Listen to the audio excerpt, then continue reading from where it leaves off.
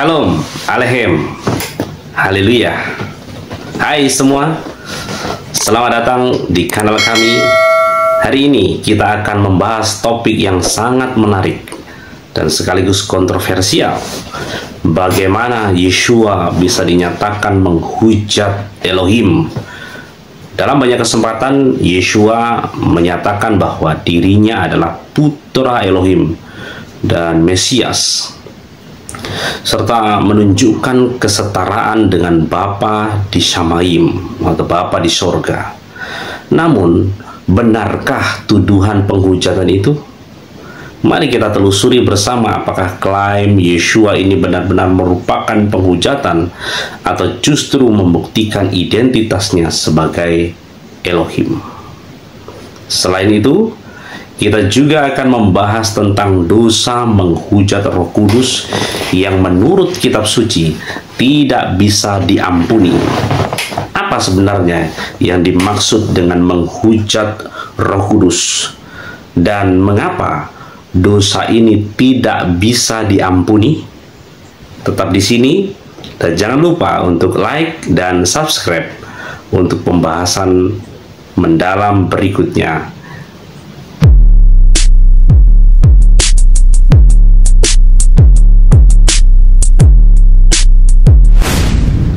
Seseorang atau sekelompok orang bisa saja menuduh orang lain, namun si tersangka selamanya akan tidak bersalah sebelum kesalahannya terbukti. Ini yang disebut asas praduga tak bersalah. Itu berarti bahwa seseorang dianggap tidak bersalah sampai dibuktikan bersalah oleh pengadilan. Praduga tak bersalah adalah hak tersangka sebagai manusia yang diberikan dan merupakan prinsip hakiki dalam hukum. Prinsip ini berlaku dalam semua tahapan proses hukum, baik di taraf kepolisian maupun di taraf kejaksaan dan juga di taraf pengadilan itu sendiri. Dalam Taurat atau di dalam Torah sendiri, ada aturan untuk tidak menghukum seseorang yang diduga bersalah sebelum ia terbukti bersalah. Di pengadilan, itu harus dibuktikan terlebih dahulu. Misfot yang ke-260 bilangan 35 ayat 12. Dalam sidang yang menentukan Yeshua akan dihukum mati atau tidak, terkuak ketika ia menyatakan dengan bahasa keilahian, yaitu anihu atau ego eimi. Namun, sebelumnya cukup sulit menjerat Yeshua kepada delik penghujatan Elohim. Yeshua mengalami 6 kali pengadilan dalam kurun waktu kurang dari 24 jam. Yang pertama yaitu pengadilan di hadapan Hanas, mertua imam besar Kayafas, di dalam Yohanes 18 ayat 13 sampai 24. Dan yang kedua, pengadilan di hadapan Kayafas, Matius 26 ayat 53 dan sampai 66, Markus 14 ayat 57 sampai 64. Dan yang ketiga, pengadilan di hadapan Sanhedrin dalam mahkamah agama, Lukas 22 ayat 66 sampai 71 dan Yohanan 18 ayat 12 sampai 14. Dan yang keempat, pengadilan di hadapan Pilatus, gubernur Yerusalem ke-1, Matius 27 ayat 1 dan 2, ayat 11 sampai 14, Markus 15 ayat 1, Yohanes 18 ayat 28 dan lainnya. Dan yang kelima, pengadilan di hadapan Herodes, gubernur Galilea, Lukas 23 ayat 8 sampai 12. Dan yang keenam yaitu di hadapan Pilatus, gubernur Yerusalem kedua, di dalam Matius 27 ayat 15, Markus 15 ayat 6, Lukas 23 ayat 17 dan juga Yohanes 18 ayat 39. Pengadilan dalam kasus Yeshua ini rumit. Ia tidak bisa menuntut atas tuduhan penghujatan karena saksi-saksi yang diperiksa memberikan kesaksian yang saling bertentangan. Jadi pengadilan Hanas, Kayafas, dan Sanhedrin adalah pengadilan agama Yahudi. Dalam pengadilan ini, Yeshua divonis hukuman mati karena ia menyatakan diri sebagai anak Elohim atau putra Elohim. Setelah divonis, tetapi hukuman mati tidak bisa dijatuhkan. Para pemimpin agama Yahudi harus mendapat persetujuan terlebih dahulu dari pemerintah Romawi yang waktu itu menjajah bangsa Yahudi. Dan demi mendapat persetujuan itu, mereka membawa Yeshua kepada Pilatus, wakil pemerintahan Romawi di tanah Israel. Dalam sidangnya, Pilatus tidak menemukan kesalahan politis terhadap Yeshua yang bisa membuat Yeshua dihukum mati. Karena itu, Pilatus mengirimnya kepada Herodes, raja boneka di wilayah Galilea yang diangkat oleh pemerintah Romawi saat itu. Pilatus mengirim Yeshua kepada Herodes karena Yeshua berasal dari daerah Galilea. Tetapi di pengadilan Herodes pun kesalahan Yeshua tidak ditemukan. Lalu Yeshua dikembalikan lagi kepada Pilatus. Pilatus berbicara kepada Yeshua dan kemudian mengambil kesimpulan bahwa Yeshua tidak melakukan apa-apa. Yeshua tidak mempunyai keinginan jahat, bukan orang yang memberontak terhadap pemerintahan Romawi. Lalu Pilatus keluar, menerima orang-orang Yahudi dan mengumumkan pelepasan Yeshua dari tuduhan-tuduhan mereka. Aku ini tidak mendapati suatu kesalahan pun padanya. Seharusnya sampai di sini proses pengadilan itu sudah dapat diakhiri dengan penyelesaian Yeshua. Akan tetapi karena desakan-desakan politis, ancaman-ancaman dan intimidasi dari pihak pemimpin agama Yahudi saat itu, Pilatus yang mula-mula berdiri tegak hendak melepaskan Yeshua akhirnya terpaksa menyerah terhadap tuntutan-tuntutan orang Yahudi bahwa secara hukum Yahudi Yeshua telah menghujat Elohim dengan pengakuan dirinya adalah anak Elohim atau putra Elohim.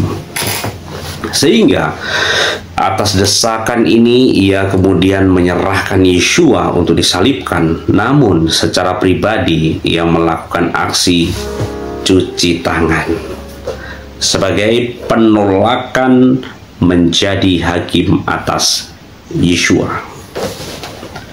Bagaimana pernyataan Yeshua bisa bermakna menghujat Elohim? Menurut kisah di dalam Markus 14 ayat 53 sampai 59, pada mulanya ada usaha-usaha untuk menuduh Yeshua karena kata-katanya terhadap bait Elohim di Yerusalem. Karena pelanggaran terhadap kesucian bait Elohim, baik perkataan maupun perbuatan bisa dikenai hukuman mati.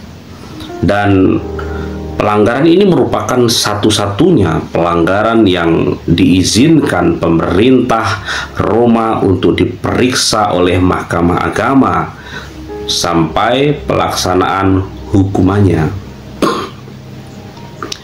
Kita bisa melihat contohnya dalam kasus kematian Stefanus dalam kitab Kisah Para Rasul, bahwa Stefanus dituntut agar sampai berhasil di depan Mahkamah Agama atas tuduhan yang sama, yaitu penghujatan. Dalam pengadilan Imam Besar Kayafas atas keinginannya sendiri meminta agar Yeshua mengatakan kepada sidang kalau ia adalah Mesias atau Hamasyiah. anak Elohim atau putra Elohim. Markus 14 ayat 61 dan 62, di sana dikatakan, tetapi ia tetap diam dan tidak menjawab apa-apa. Imam besar itu bertanya kepadanya sekali lagi, katanya, apakah engkau Mesias, anak dari yang terpuji? Dan di ayat yang ke Markus 14 ayat 61 versi ILT dikatakan, namun ia tetap membisu dan tidak menjawab apapun lagi. Imam besar itu menanyai dia dan berkata kepadanya, apakah engkau adalah Hamasyiah, putra dari yang terberkati? Tetapi Rabi Melech Hamoshiah terdiam dan tidak menjawab apapun.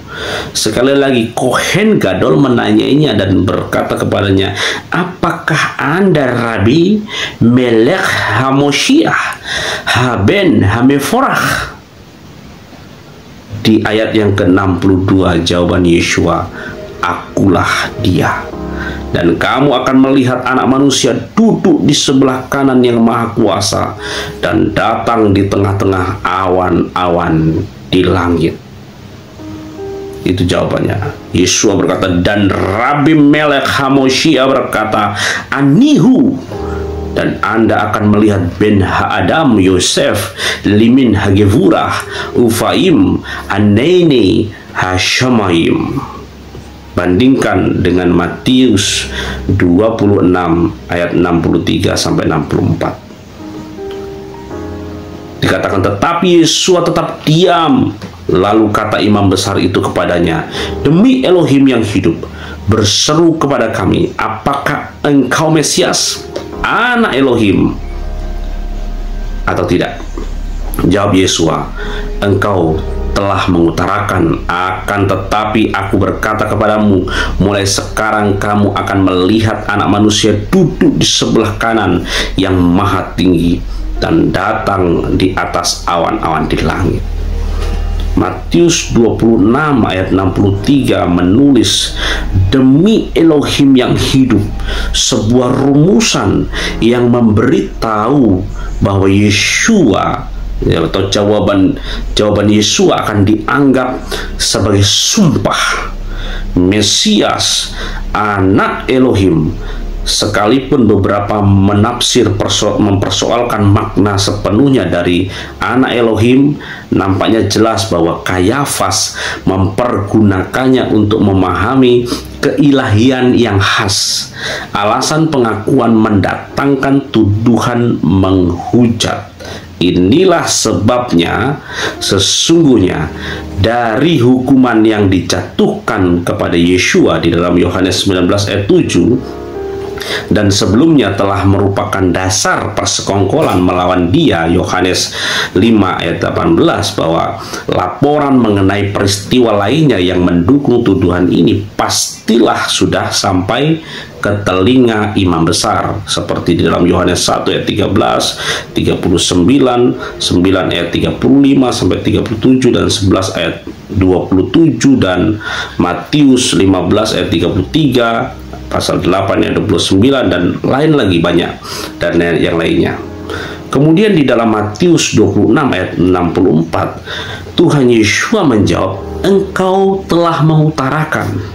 Markus 14 ayat 62 menulis, akulah dia, anihu atau ego emi. Sedangkan Lukas menulis, kamu sendiri mengatakan bahwa akulah anak Elohim. Lukas 22 ayat 70. Meski ketiga Injil sinoptis ini mencatat dengan kalimat yang bervariasi, ketiganya menulis maksud yang sama, bahwa Tuhan Yeshua dalam konferensi itu harus menjawab pertanyaan imam besar, dan jawabannya tidak bisa lain selain ya, dan kata ya adalah ego emi atau anihu, suatu pengakuan yang tidak dapat disangka lagi bahwa dirinya adalah Mesias yang ilahi. Kemudian Yesua menggunakan istilahnya sendiri dengan mengatakan, kamu akan melihat anak manusia duduk di sebelah kanan yang maha kuasa dan datang di tengah-tengah awan-awan di langit. Anda bisa membandingkan dengan Daniel 7 ayat 13 dan 14, Mazmur 110 ayat 1 di sana. Suatu pernyataan kedudukan Yesua dan para hakimnya akhirnya akan terbalik. Di dalam Markus 14 ayat 63 dan 64, 14 ayat 63 dikatakan, maka imam besar itu mengoyakkan pakaiannya dan berkata, untuk apa kita perlu saksi lagi? Dan di ayat yang ke-64 dikatakan, kamu sudah mendengar hujatannya terhadap Elohim, bagaimana pendapat kamu? Lalu dengan suara bulat mereka memutuskan bahwa dia harus dihukum mati. Markus 14 ayat 63 mencatat bahwa imam besar itu mengoyakkan pakaiannya dan berkata, untuk apa kita memerlukan saksi lagi? Jawaban Tuhan Yesus itu dianggap sebagai penghujatan. Menghujat Elohim adalah tuduhan kutukan keagamaan yang terbesar. Dalam tradisi Yahudi menceritakan cukup rinci bagaimana menindak orang yang katanya demikian, dan hukumannya adalah hukuman mati. Imamat 24 ayat 15 sampai 16 dan 24 ayat 15 dikatakan di sana, engkau harus mengatakan kepada orang Israel begini, setiap orang yang mengutuki Elohim harus menanggung kesalahannya sendiri. Di ayat ke-16, siapa yang menghujat nama Yahweh, pastilah ia dihukum mati dan dilontari dengan batu oleh seluruh jemaah itu, baik orang asing maupun orang Israel asli. Bila ia menghujat nama Yahweh, haruslah dihukum mati. Yesua di depan para ahli Taurat mengklaim bahwa ia adalah putra Elohim atau anak Elohim.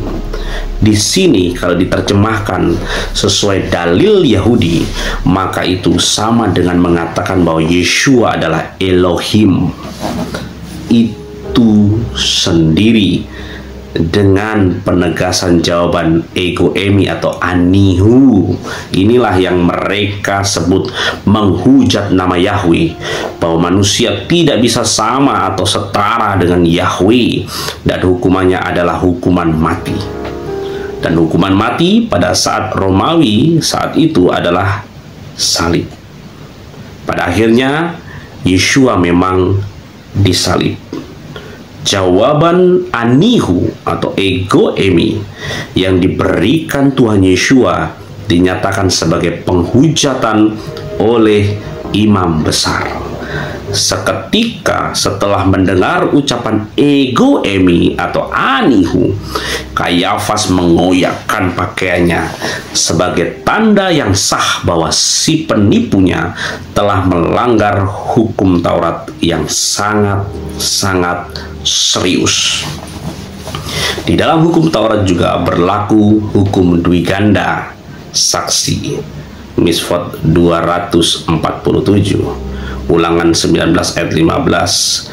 Satu orang saksi saja tidak dapat menggugat seseorang mengenai hal kesalahan apapun atau dosa apapun yang mungkin dilakukannya. Baru atas keterangan 2 atau 3 orang saksi perkara itu tidak disangsikan. Sekali lagi, dari kesekian sepanjang waktu bahwa Yesua telah mengklaim dirinya bahwa ia adalah Elohim itu sendiri, dan kali ini ia sedang menontonnya di hadapan sidang Sanhedrin, Yesua memastikan bahwa dirinya adalah putra Elohim. Dalam jawaban keilahiannya, ego emi atau anihu di hadapan sidang yang berisi imam-imam yang mempunyai otoritas dalam Sanhedrin, juga di hadapan para ahli-ahli Taurat, juga di hadapan banyak orang yang ikut hadir dalam sidang tersebut, jawaban Yesua tidak diragukan lagi, telah memenuhi hukum dui ganda saksi. Semua orang yang hadir di sidang itu telah menjadi saksinya. Yesua tidak bisa tidak dicerat dengan delik penghujatan Elohim, yang hukumannya adalah hukuman mati. Khusus dalam pernyataan Tuhan Yesua kepada imam besar bahwa ia adalah anak Elohim, disitulah dianggap letak penghujatannya. Sejarah akan membuktikan apakah kejadian itu benar-benar sebuah penghujatan atau pernyataan sejujurnya bahwa ia adalah Elohim yang datang dalam rupa manusia, Mesias yang sudah dinubuatkan dalam kitab Tanakh atau Perjanjian Lama. Namun pada saat itu tanah Yudea di bawah kekuasaan pemerintahan sipil Romawi. Pengadilan agama Sanhedrin tidak mempunyai kekuasaan untuk menghukum mati orang yang bersalah terhadap hukum Taurat atau Torah. Mahkamah agama Sanhedrin memiliki kewenangan yang terbatas. Sanhedrin berada di bawah lembaga praprokurator dari pemerintah Romawi, dan dalam pelaksanaan hukuman mati bagi Yesua tidak dapat dilaksanakan oleh Sanhedrin sendiri, tetapi dilanjutkan kepada pemerintah Romawi di bawah wali negeri Pilatus.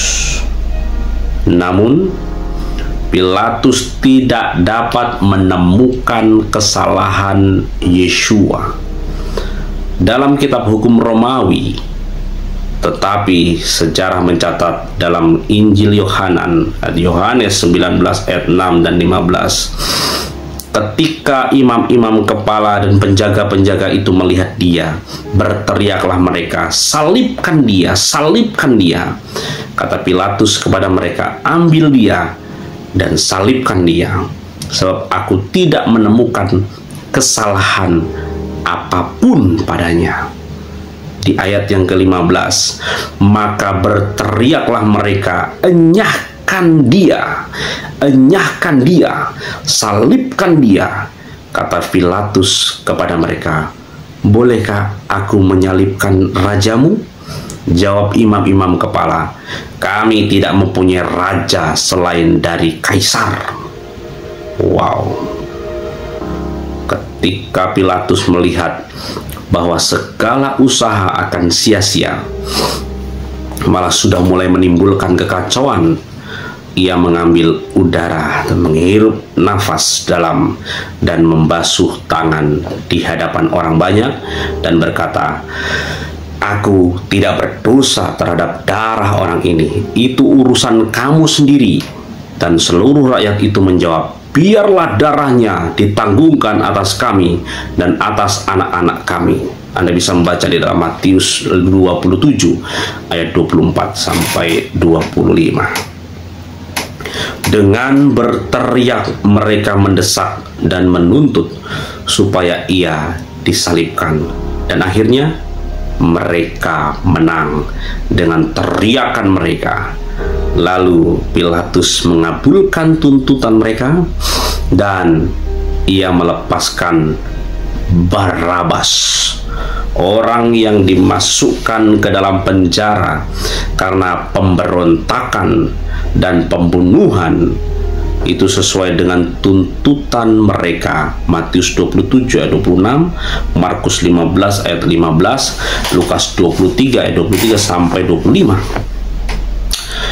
Ucapan ego eimi atau anihu yang mengkonfirmasi gelar anak Elohim bagi dirinya yang mengemukakan Yesua dalam sidang di hadapan imam besar, di hadapan hadirin yang datang di persidangan sudah cukup membuktikan bahwa kalimat itu adalah kalimat keilahian, dianggap cukup menjerat Yeshua dalam hukum Taurat. Hal ini terjadi karena ketidaktahuan orang-orang Yahudi itu bahwa memang benar Yeshua adalah Elohim itu sendiri. Kematian Yeshua di kayu salib adalah kematian kurban, karena ia merelakan jiwanya sendiri untuk dikurbankan. Masih bisa dihindari, tetapi ia merelakan demi kasih yang begitu besar untuk menyelamatkan jiwa-jiwa orang yang dikasihinya. Jenis kematian ini adalah total berlandaskan kasih dan tidak diselewengkan dengan dalil-dalil manusia yang melekat dengan kebencian dan dendam atau atas nama Tuhan, tetapi atas dasar kasih. Arti dari dosa yang tidak bisa diampuni adalah menghujat Roh Kudus, yaitu menyamakan diri sebagai Elohim seperti yang dikatakan oleh Yeshua. Itu perlu dipahami sehingga kita tidak menjadi salah. Tetap stay tune sampai selesai video ini. Bapak Yahweh memberkati.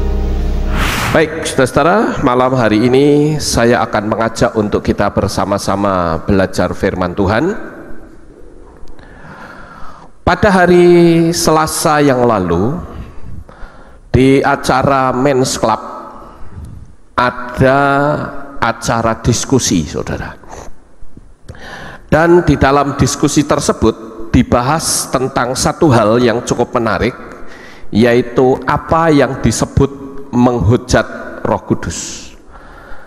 Karena di dalam kitab suci dikatakan menghujat Bapa mendapat pengampunan, menghujat Putra mendapat pengampunan, menghujat Roh Kudus tidak mendapat pengampunan. Lah, ini banyak orang yang bingung. Bagaimana ini kok bisa tidak mendapat pengampunan? Nah, di dalam diskusi itu cukup ramai, ya. Dan ada banyak pendapat-pendapat. Baru setelah itu terakhir saya memberikan konklusinya. Ya, jadi dalam diskusi itu akhirnya karena banyak yang memberikan masukan-masukan, dan semua masukan itu bahkan ada yang mengatakan, oh sebetulnya tidak begitu, sebetulnya Roh Kudus itu begini-begini. Ya, oke, sekarang setelah semua memberi argumentasi, lalu pimpinan kaum pria atau Men's Club, Bapak Gadiono, memberi kesempatan untuk saya memberikan masukan. Dan saya rasa apa yang didiskusikan kaum pria itu sangat bagus untuk saya sampaikan kepada saudara, karena sekali waktu mungkin saudara ditanya oleh orang, menghujat Roh Kudus itu yang seperti apa kok tidak mendapat pengampunan. Nah, Bapak Ibu Saudara, sebelum saya membahas lebih dalam, saya akan mengajak kita membaca ayatnya terlebih dahulu. Mari kita buka di dalam kitab Matiyahu atau kitab Matius pasal 12 ayat 24 sampai 32. Matius 12 ayat 24 sampai 32. Saya akan bacakan, beginilah bunyinya. Akan tetapi setelah mendengarnya, orang-orang Farisi ini berkata, orang ini tidak mengusir setan jika tidak dengan Beelzebul penghulu setan. Namun setelah mengetahui pikiran mereka, Yesua berkata kepada mereka, setiap kerajaan yang terpecah belah melawan dirinya sendiri diruntuhkan, dan setiap kota atau rumah tangga yang terpecah belah melawan dirinya sendiri tidak akan tegak. Dan jika setan mengusir setan, dia terpecah belah melawan dirinya sendiri. Bagaimanakah kemudian kerajaannya akan ditegakkan? Dan jika aku mengusir setan-setan dengan Beelzebul, dengan siapakah anak-anakmu mengusirnya? Sebab itu mereka akan menjadi hakimmu.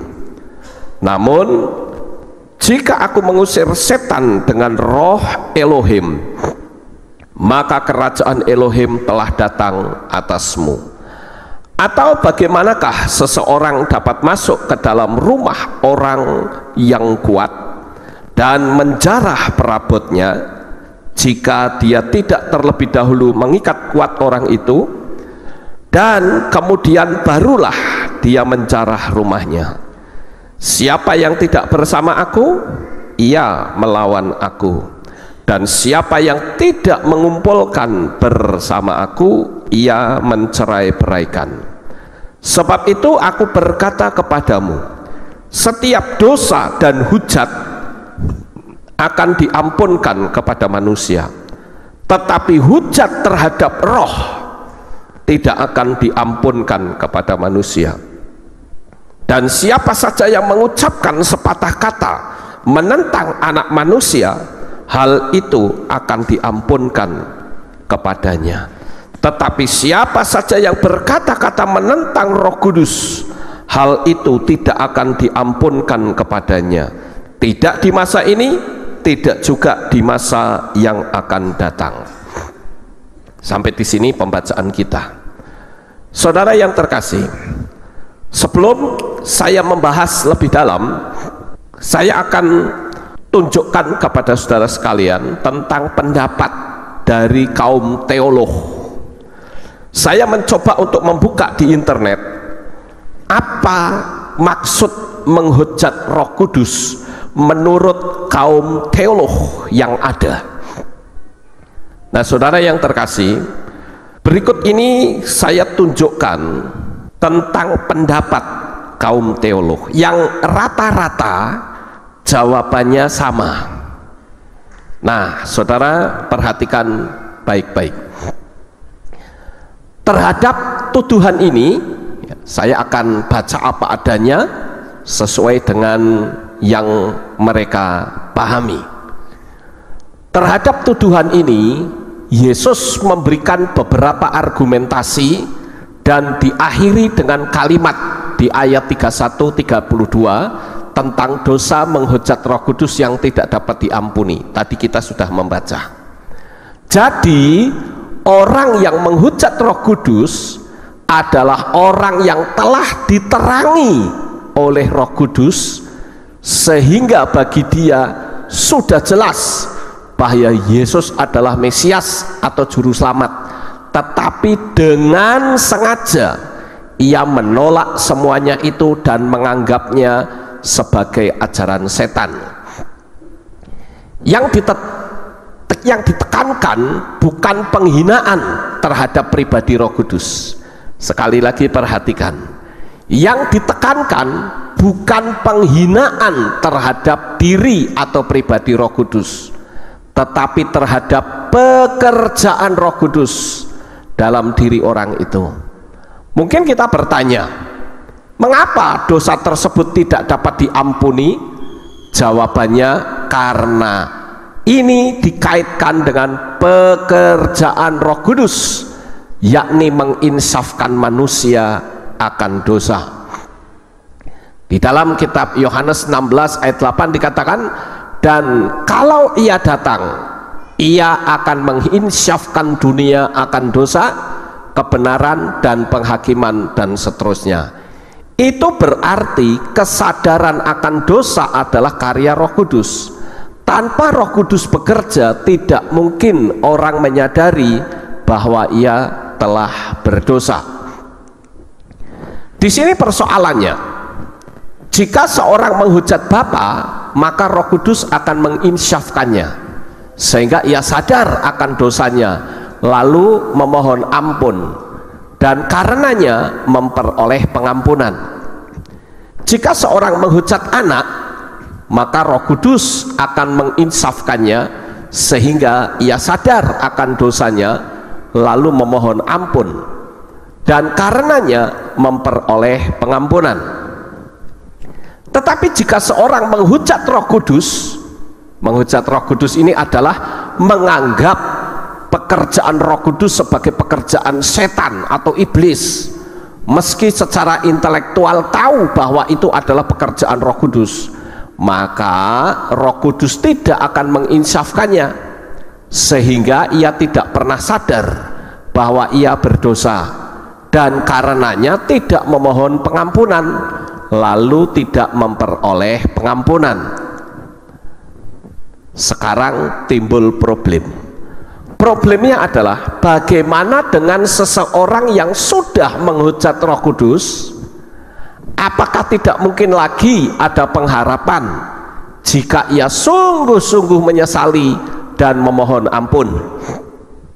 Jawabannya adalah, kalau orang tersebut masih sadar bahwa ia telah menghujat Roh Kudus, maka sebenarnya dia belum menghujat Roh Kudus, karena orang yang menghujat Roh Kudus tidak menyadari bahwa hal itu adalah salah atau dosa. Nah, ini orang jadi bingung, saudara.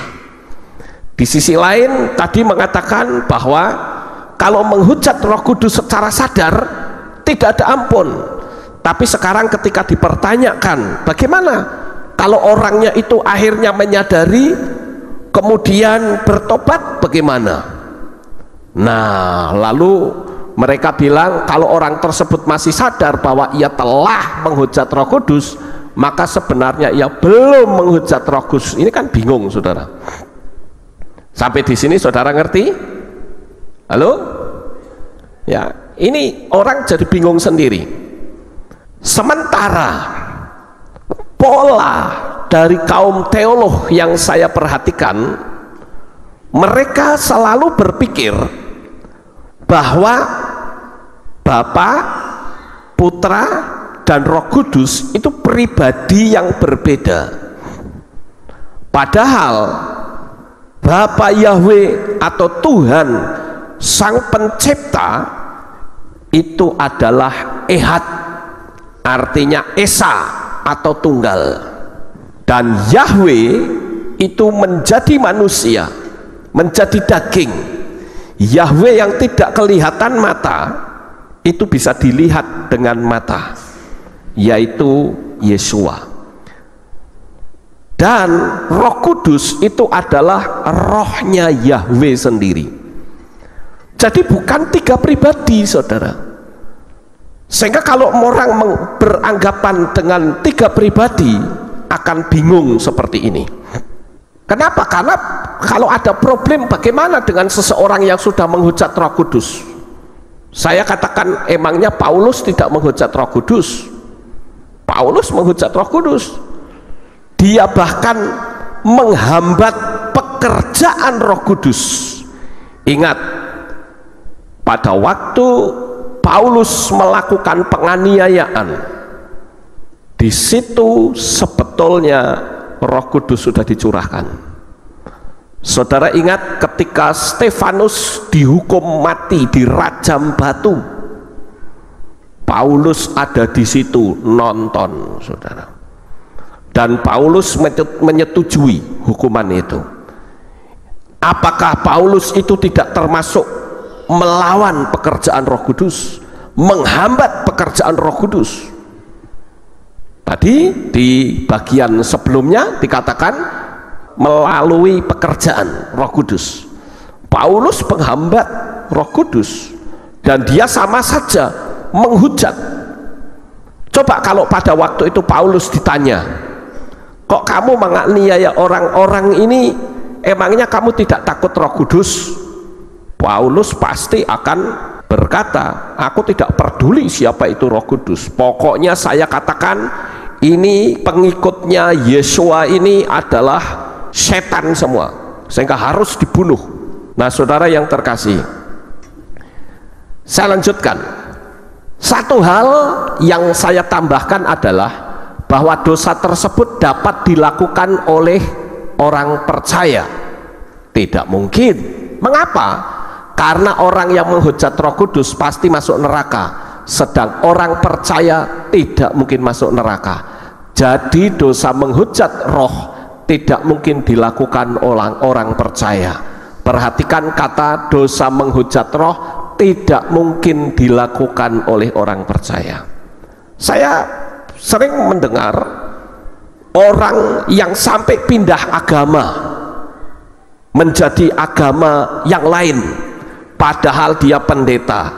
Kira-kira menurut saudara, dia tahu nggak Roh Kudus, saudara?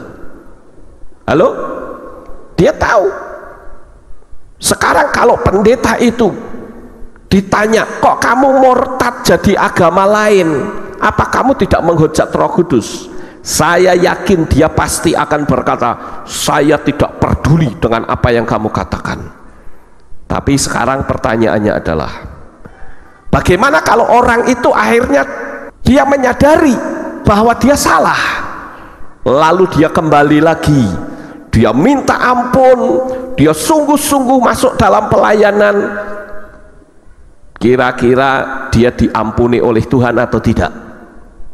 Halo? Diampuni, karena ini zaman anugerah, mendapat pengampunan, saudara. Nah, oleh karena itulah malam hari ini saya akan ajukan sebuah pertanyaan, atau muncul sebuah pertanyaan. Tidak mampukah Roh Kudus menginsyafkan manusia? Seperti yang tadi sudah dibaca di Yohanes 16 ayat 8. Banyak kasus orang yang seperti itu, akhirnya orangnya jadi insaf dan dengan munculnya penderitaan. Jadi ceritanya, kaum teolog atau orang-orang Kristen pada umumnya mengatakan, yang disebut menghujat Roh Kudus itu kalau ngata-ngatain, menghina, mengatakan itu setan, itu sama saja menghujat Roh Kudus. Tapi kalau saya mengatakan bukan, dia belum disebut menghujat Roh Kudus. Ya namanya juga tidak tahu.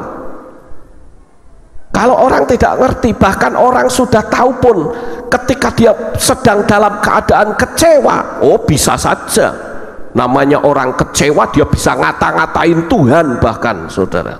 Nah kalau ngata-ngatain Tuhan ya sama saja menghujat Roh Kudus toh. Kenapa? Karena Yahweh dan Roh Kudus itu satu pribadi.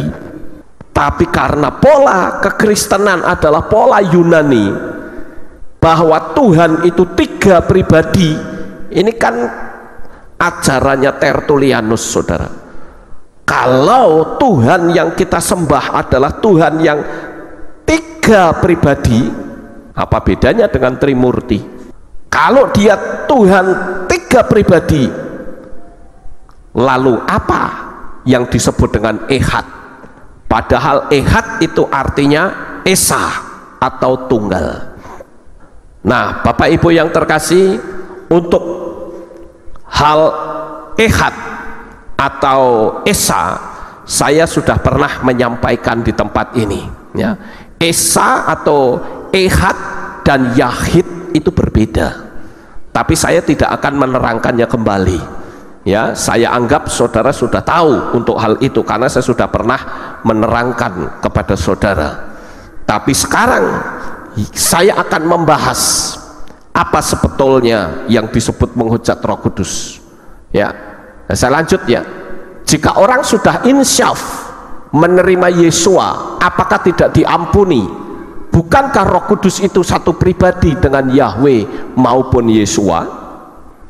Jadi konsep teolog Ibrani sebetulnya, saudara, Yahweh sebagai sang pencipta itu kan tidak kelihatan mata, saudara. Maka dia menjadi manusia yang kelihatan mata, yaitu Yesua. Orang-orang Yudaism mereka berkata, mana bisa? Orang-orang Yudaism itu dari apa namanya, seperti kelompok teman-teman kita yang keluar, mereka berkata begini, Tuhan itu tidak mungkin jadi manusia. Nah, ini kurang baca kalau saya bilang. Coba saudara perhatikan ketika ada 3 orang, Hananya, Misael, Azaria, yang dikenal dengan Sadrah, Mesah, dan Abednego. Ketika dia dicemplungkan atau dimasukkan ke dalam dapur api perapian yang menyala-nyala, 3 orang ini tidak terbakar. Dan di situ ada satu pribadi yang lain. Siapakah dia? Dia adalah Yahweh yang disembah oleh Hananya, Misael, dan Azaria yang menjadi manusia. Memang pada zaman perjanjian lama Tuhan menampakkan diri kepada 3 orang, Hananya, Misael, dan Azaria, itu secara fenomena, artinya tidak natural, saudara. Berbeda dengan perjanjian baru, Yahweh menjadi manusia dalam wujud yang natural. Dia harus dilahirkan, dibesarkan seperti manusia pada umumnya, tetapi dia adalah Yahweh sendiri. Kenapa? Karena buktinya dia dibunuh, dia hidup lagi, saudara. Mana ada manusia yang dibunuh dia hidup lagi? Nggak ada di dunia ini, ya.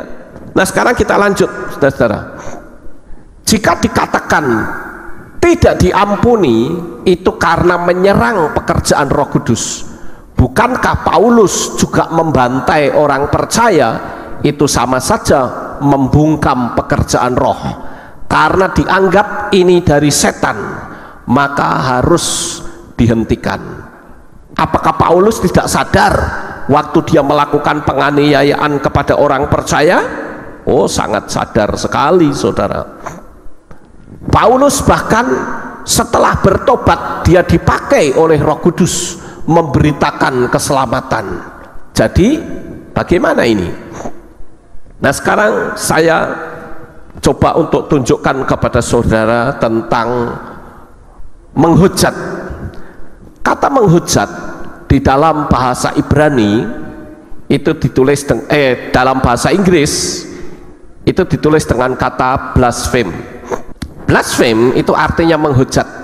Dan saya masuk ke Google Translate dari bahasa Inggris ke bahasa Ibrani, maka saya menemukan ada kata lineos. Kata lineos ini disebut juga dalam bahasa Inggris blaspheme, disgrace, profane, dan seterusnya. Kemudian kalau saudara membaca di dalam kitab Yesaya 37 ayat yang ketiga, di sana juga ada kata blasphemy. Blasphemy ini di dalam, kalau di bahasa Indonesia kan ini juga menghujat, ya, penghinaan. Di dalam bahasa Ibraninya ditulis dengan uneatsah, itu blaspheme atau penistaan, penghinaan, menghujat, mencemari. Nah, ini sifatnya menyerang, saudara, sifatnya menyerang. Kemudian mari kita lihat dari bahasa Ibrani tentang menghujat itu di dalam Matius 12 ayat 31. Di sini kata blasphemy, ini bahasa Inggris, bahasa Yunaninya adalah blasphemia. Dalam bahasa Ibrani itu ditulis dengan kata hidup. Ini di ayat 31. Kemudian saudara-saudara, ini saudara lihat di sini ada kata hidup. Ini juga ada kata hidup, ya. Ini blasphemy, blasphemy, ya. Blasphemia, blasphemia, ya. Jadi ini kata blasphemy itu dalam bahasa Ibrani ditulis dengan kata hidup. Kemudian di ayat 32, di ayat 32 itu ada kata yang disebut dengan melawan. Itu ditulis dengan kata herpah. Herpah itu di dalam bahasa Inggris sebetulnya adalah disgrace. Disgrace ini artinya mempermalukan, saudara-saudara. Kemudian sekarang kita lihat bahasa Ibrani tentang menghujat itu di ayat 65.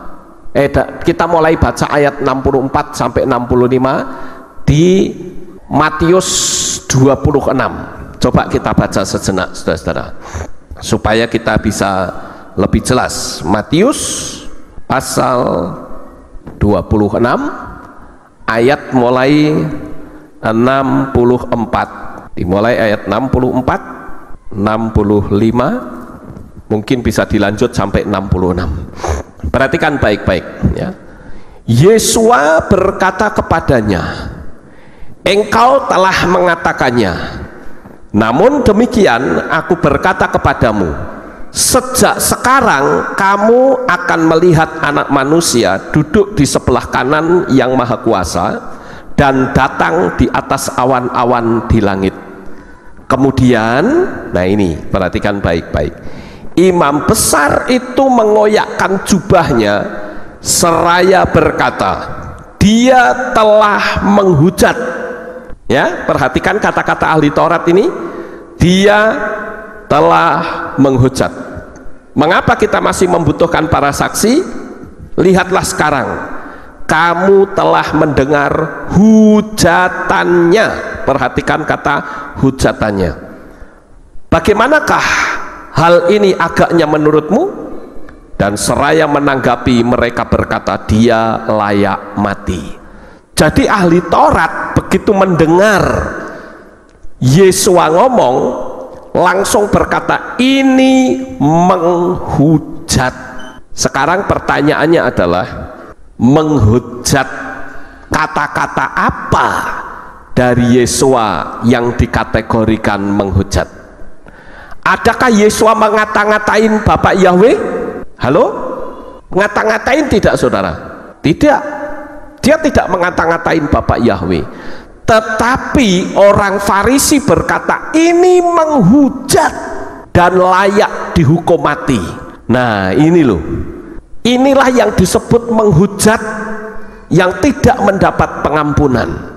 Lalu sekarang pertanyaannya adalah, emangnya Yesua ngomong apa sih kok sampai dianggap menghujat itu? Perhatikan sekali lagi, kita baca ayat 64. Yesua berkata kepadanya, perhatikan, engkau telah mengatakannya, namun demikian aku berkata kepadamu, sejak sekarang kamu akan melihat Anak Manusia duduk di sebelah kanan Yang Maha Kuasa dan datang di atas awan-awan di langit.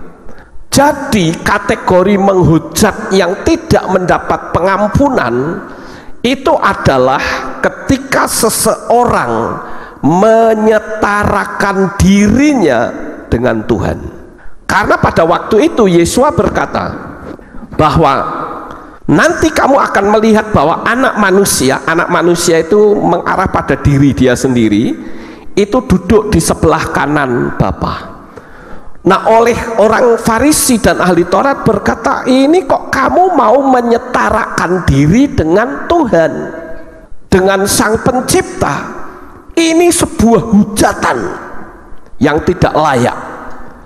Kenapa sih kok orang Farisi sampai berkata ini penghujatan? Karena ahli Taurat dan orang Farisi tidak tahu bahwa Yesua itu sebetulnya adalah Sang Bapa sendiri yang turun ke dalam dunia dalam wujud manusia. Kalau manusia biasa ngomong seperti itu, layak untuk disebut menghujat. Artinya mau menyamai Sang Pencipta. Tapi kalau Sang Pencipta sendiri yang turun dan ngomong, ya dia tidak bisa dong disebut penghujat. Orang pribadinya dia kok. Sampai di sini paham, saudara-saudara?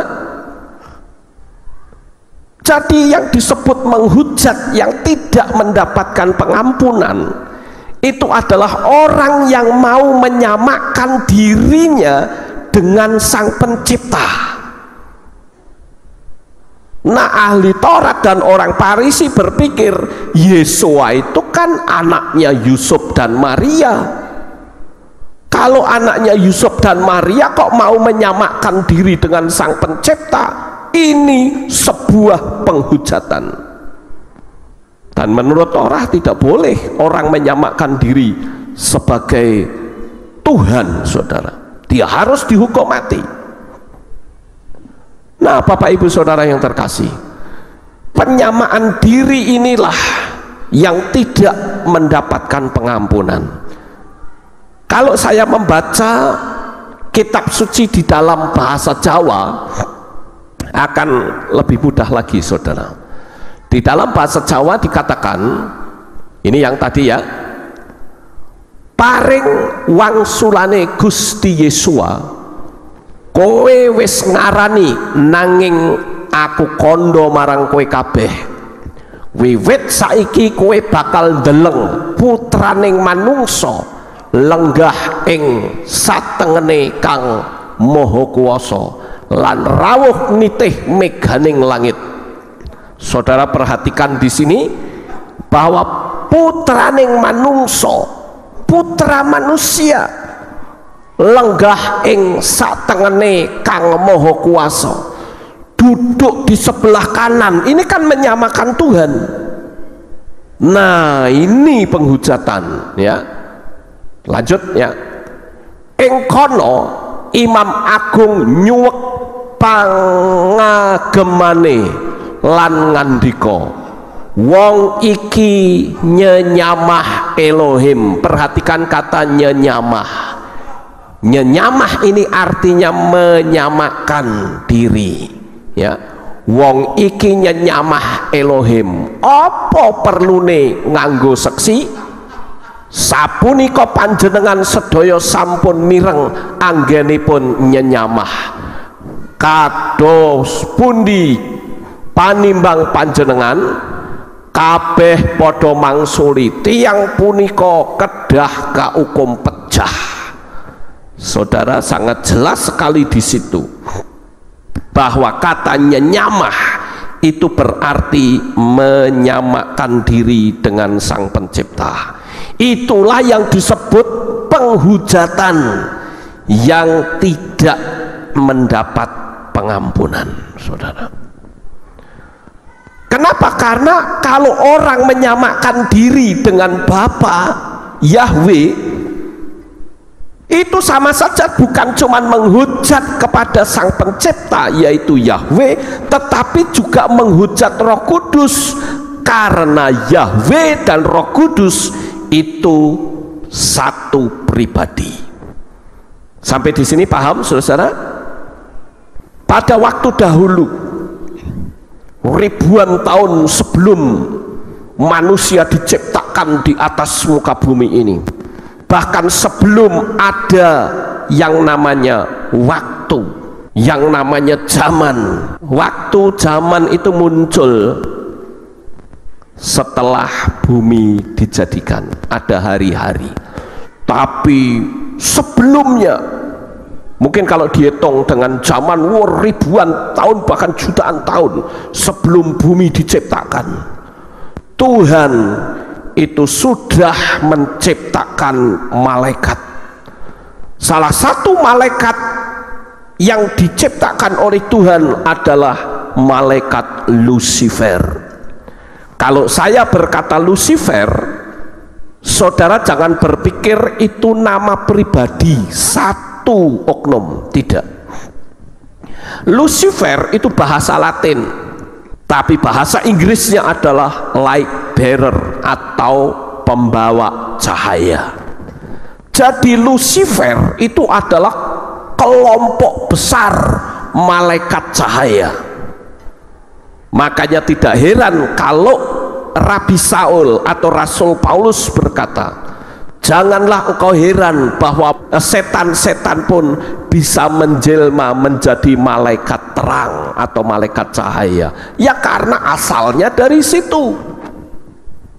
Sampai di sini paham, saudara? Jadi malaikat cahaya atau Lucifer inilah sebuah gerombolan malaikat yang memiliki tugas untuk memuliakan dan meninggikan Bapa Yahweh. Tetapi sangat disayangkan, rupa-rupanya malaikat ini berusaha untuk menggeser posisi Yahweh, dan itulah yang disebut menghujat Roh Kudus, menyamakan. Jadi sama seperti yang disampaikan oleh ahli Taurat. Yesua dianggap menyamakan dirinya dengan Yahweh, maka dia harus dihukum mati. Malaikat Lucifer itu juga menyamakan diri seperti Yahweh.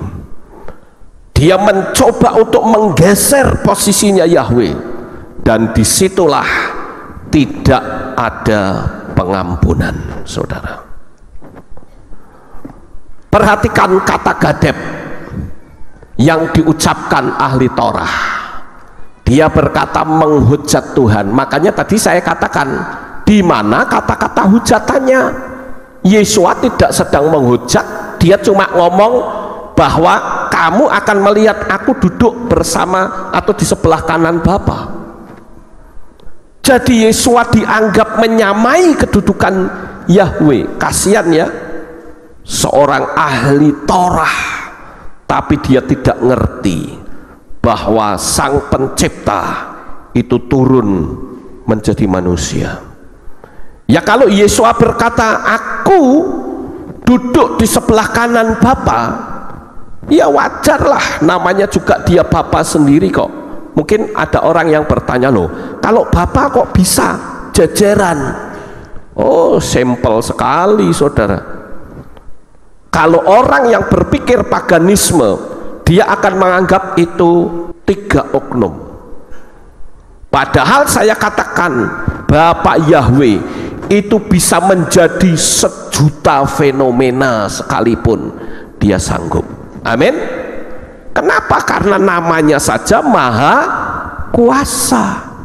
Lah kalau Maha Kuasa menjadi manusia saja tidak bisa, ya tidak Maha Kuasa namanya.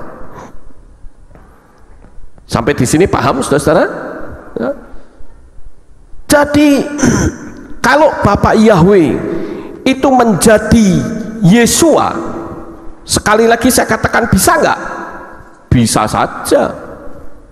Yahweh menjadi manusia bisa. Sekarang dia bisa nggak berdialog dengan fenomenanya? Bisa saja. Kalau nggak bisa, nggak usah ngomong Maha Kuasa. Yang namanya Maha Kuasa itu ya mau apa saja ya mesti bisa, nggak ada istilah tidak bisa. Itu artinya Maha Kuasa. Nah di dunia kekristenan itu tidak bisa memahami hal ini saudara, sehingga menganggap oknumnya ada 3. Saya katakan Bapak Yahweh mau jadi apapun, 1.000.000 fenomena pun bisa, namanya juga Maha Kuasa. Makanya saya mengatakan kalau orang bilang tidak bisa, loh kok kalah sama Sun Gokong ya. Sun Gokong itu bisa jadi berapa fenomena saudara, padahal itu kan setan, itu dunia siluman. Masa Bapak Yahweh saja tidak bisa yang katanya Maha Kuasa? Aneh sekali. Sayang ini ahli Taurat tidak ngerti saudara, sehingga dia menganggap bahwa Yesua itu menyatakan dirinya dengan Bapa. Itulah yang dimaksud dengan hujat. Jadi kategori menghujat yang tidak mendapat ampun adalah menyetarakan diri dengan Tuhan. Ya, itu yang tidak mendapat ampun. Makanya Yesua dijatuhi hukuman mati.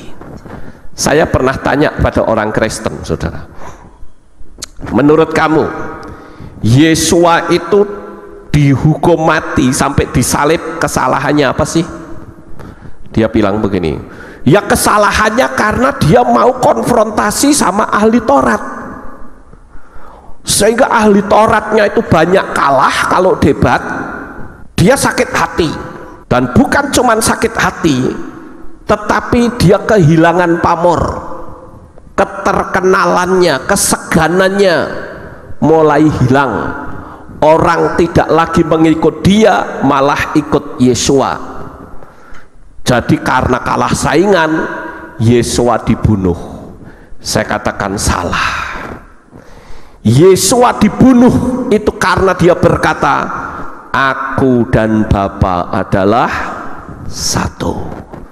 Berarti kamu manusia, anaknya Yusuf dan Maria, menyetarakan diri dengan Elohim, menghujat kamu. Paham saudara? Jadi kategori menghujat adalah orang yang menyetarakan dirinya dengan Tuhan. Jadi manusia yang menyetarakan diri dengan Tuhan itu tidak bisa diampuni dan harus dilenyapkan dari dunia ini. Jadi ucapan ahli Taurat ini benar, cuma sayangnya dia tidak tahu kalau Yesua adalah Yahweh sendiri yang menjadi manusia. Contoh penghujatan, penyetaraan diri dengan Tuhan itu adalah jatuhnya malaikat Lucifer yang mau menyamai Tuhan sehingga juga tidak mendapat ampun. Nggak ada pengampunan. Saya ambil contoh, orang kalau mau menyetarakan diri dengan Tuhan itu ibarat Tuhan yang palsu, saudara. Saudara tahu yang namanya palsu pasti ada yang asli. Saya ambil contoh, coba saudara perhatikan di sini. Ini namanya apa ini? Flash disk ya. Saya tidak sebut merek ya saudara. Ada 2 flash disk, mirip sama, tetapi di sini dikatakan yang asli, ini yang palsu. Sekarang saya mau tanya, ini yang palsu kalau dipakai untuk nyimpen data bisa nggak? Bisa. Tetapi oleh pabriknya katakan ini palsu. Kenapa? Karena coba perhatikan, yang asli ini ada lubangnya di sini 2, sementara yang palsu nggak ada. Itu membedakan yang asli dan palsu. Jadi ketika Yesua itu dihukum mati, orang Farisi dan ahli Taurat menganggap ini Tuhan yang palsu, harus dibunuh. Tapi karena dia adalah Yahweh sendiri yang turun ke dalam dunia, sekalipun dia dibunuh, dia hidup lagi. Betul ya saudara? Yesua hidup pada hari ketiga karena dia adalah Yahweh sendiri. Kalau sampai Yesua mati, itu mati karena dia membayar harga atas dosa saudara dan saya. Tetapi karena dia adalah Tuhan, ya dibunuh 100 kali pun ya tetap hidup saudara, tidak bisa mati. Tapi coba saudara lihat nabi-nabi di dunia ini, banyak orang yang mengaku nabi, tapi saya katakan dia kalau mati bisa hidup lagi? Tidak bisa. Kuburannya masih ada sampai sekarang. Tapi Yesua kuburannya terbuka dan kosong. Kita berarti menyembah Yesua adalah merupakan Yahweh sendiri yang menjadi manusia. Jadi kalau orang keberatan mengatakan bahwa Yesua itu Tuhan, keberatan, saya tidak keberatan. Simpel sekali. Wong Yesua itu mati dan hidup kembali kok. Dia layak untuk kita sembah. Kecuali kalau Yesua mati nggak pernah bangkit, saya tidak akan mau menyembah Yesua. Tidak. Karena tidak lebih, dia hanya manusia biasa yang mati, setelah itu selesai.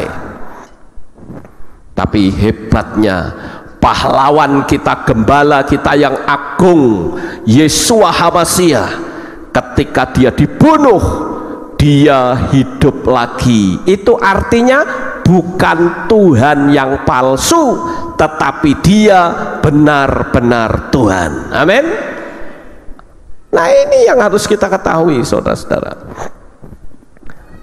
Contoh lain, orang yang menyamakan diri dengan Tuhan dan tidak mendapat pengampunan. Kalau saudara membaca di dalam kitab Maaseslihim atau Kisah Para Rasul pasal 12 ayat 21 sampai 23, di sini ada sebuah cerita ketika Herodes berpidato di depan orang banyak. Di dalam pidatonya itu Herodes berkata, ya, Di dalam pidatonya Herodes berkata, inilah perkataan Elohim. Wah, dia menyamakan diri sebagai Elohim. Kebetulan ada malaikat lewat di kampleng itu, raja plak langsung KO, saudara. Bukan KO pingsan, mati langsung, saudara. Nggak dapat pengampunan. Malaikat berpikir kurang ajar iki rojo, tapi kurang ajar, kampleng, wah. Bayangkan tempelengannya malaikat itu melebihi Mike Tyson, saudara. Mike Tyson kudu gelut dulu, enggak perlu gelut, kampleng, pok, langsung KO, mati sisan. Ya. Jadi jikalau kita berani menggeser pribadi Tuhan, itu yang tidak diampuni. Nah, sekarang kita lihat contoh-contoh orang yang mengaku Mesias, yang mau mengaku menggeser posisi Tuhan. Ini yang disebut dengan penghujatan, yaitu menyetarakan diri dengan Mesias. Di dunia ini ada, saudara-saudara.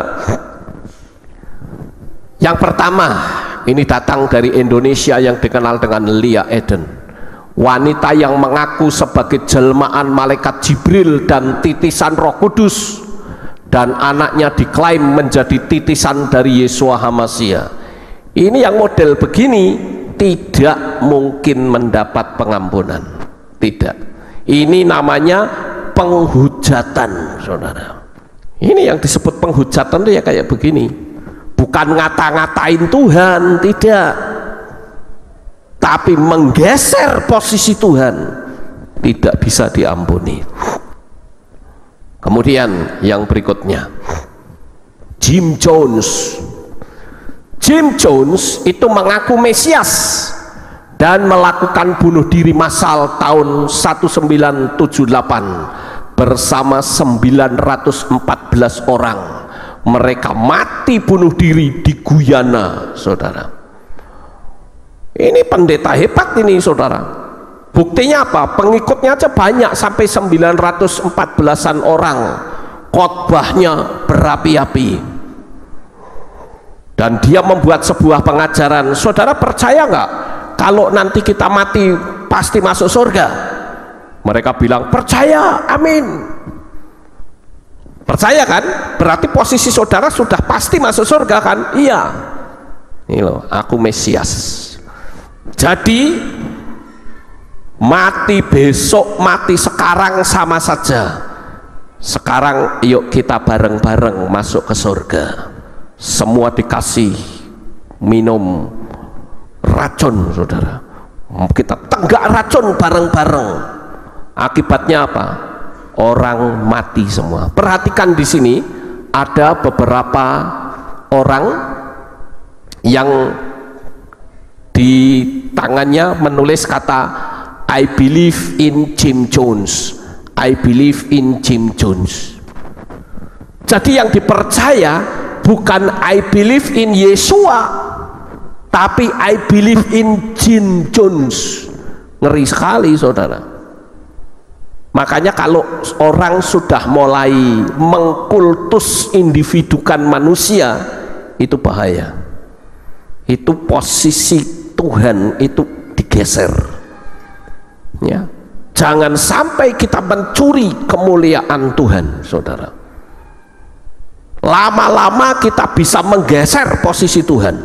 Mengerikan sekali. Ya. Nah ini saudara lihat mayat-mayat bergelimpangan di mana-mana seperti korban tsunami. Ini juga ya, di mana-mana orang yang ramai tiba-tiba mati bersama-sama, minum racun semua, saudara. Jadi saya katakan hati-hati dengan khotbah yang berkarisma, berapi-api, bisa membius audiens. Inilah yang disebut sihir dalam gereja. Apalagi sebagai seorang gembala, itu sangat penting sekali agar supaya kita itu sama-sama kalau mati selamat, ikutin ajaran firman Tuhan. Kemudian yang kedua, ada orang yang mengaku sebagai Mesias juga, namanya Marshall Applewhite. Kalau diterjemahkan dalam bahasa Indonesia jadi Marshall, si apel putih. Tapi nama kan tidak bisa diterjemahkan, jadi saya menyebut Marshall Applewhite. Nah, Marshall Applewhite ini menyatakan diri sebagai Yesua dan menggabungkan agama Kristen dengan New Age Movement, melakukan aksi bunuh diri massal tahun 97 bersama dengan 39 pengikutnya di Rancho Santa Fe, negara bagian California. Jadi ini penghujatan, ini yang tidak mendapat ampun, saudara. Kemudian ada lagi yang namanya Shoko Asahara, ini juga mengaku sebagai Mesias dari Jepang dengan pengikut 40.000, yang 9.000 adalah asli orang Jepang. Tahun 1995 melakukan serangan kereta bawah tanah dengan senjata kimia, yaitu dengan menggunakan gas sarin pemusnah massal. Jadi gas yang namanya sarin ini gas pemusnah massal. Ada 13 orang yang mati, dan Februari tahun 2004 dia dihukum gantung, saudara. Ini yang disebut menggeser posisi Tuhan. Inilah yang dikatakan menghujat Roh Kudus, saudara. Kemudian ada lagi seorang yang bernama Davis Saylor. Ini mantan anggota agen rahasia M15 Inggris, mengklaim mampu menghentikan cuaca, menghentikan kejahatan, dan mampu memprediksi pertandingan sepak bola. Dia penggemar fanatik klub Middlesbrough. Pada Juli 2007 menyatakan kalau Saylor dalam bahasa Ibrani adalah Mesias. Yang ngomong dia sendiri. Mau tahu Mesias? Nih Mesias katanya. Ini yang disebut dengan penghujatan terhadap Roh Kudus, saudara. Kemudian ada lagi Mitsuo Nakayoshi. Mitsuo Nakayoshi ini adalah politikus konservatif Jepang, membentuk Partai Ekonomi Dunia. Tahun 1997 mengaku dirinya sebagai Yesua. Partai berbasis agama menurut rencana menjadi juru adil terakhir di dunia. Sebagai langkah awal, dia harus menjadi Perdana Menteri Jepang dan mengajukan diri sebagai Sekretaris Jenderal PBB. Orang yang seperti ini juga menggeser posisi Tuhan, karena dia mengklaim dirinya sebagai Mesias. Mesias itu berarti Yahweh sendiri yang turun, tapi semua orang banyak yang mengklaim dirinya sebagai Mesias. Itulah yang disebut menghujat Roh Kudus, bukan ngata-ngatain Roh Kudus, bukan ngata-ngatain pekerjaan atau menghambat pekerjaan Roh Kudus, bukan, tetapi mengambil alih posisi Tuhan, menggeser dan menyamakan diri seperti Tuhan. Itulah yang disebut dengan menghujat Roh Kudus. Ada lagi seorang pendeta dari gereja Growing in Grace di South Florida yang mengaku Mesias. Dia bahkan juga seorang doktor yang bernama Jose Luis de Jesus. Orang ini kemanapun pergi saat khotbah selalu memakai baju anti peluru dan dikawal bodyguard. Jadi kalau dia khotbah seperti saya begini, wah, ini di dalamnya pakai rompi anti peluru, saudara. Jadi inilah orang-orang yang tidak mendapat pengampunan. Jose Luis de Jesus Miranda, usia 60 tahun, adalah seorang bekas penjahat dan pecandu narkoba, mengajarkan bahwa tidak ada lagi dosa, setan telah dihancurkan, dan neraka tidak berlaku lagi bagi anak Tuhan. Kita tidak percaya akan dosa, setan, dan neraka. Ini adalah saat sedang diwawancarai di stasiun televisi CNN. Di sana dikatakan preacher claims he is Jesus, ya. Pengkhotbah itu mengklaim kalau dia adalah Jesus. Nah, orang-orang yang mau menggeser posisinya Tuhan, inilah sekali lagi yang saya katakan dia menghujat Roh Kudus. Dia menghujat Tuhan sehingga tidak diampuni. Lalu sekarang pertanyaannya adalah,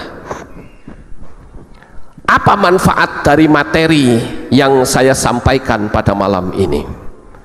Manfaatnya adalah kita orang-orang yang sangat beruntung. Kenapa?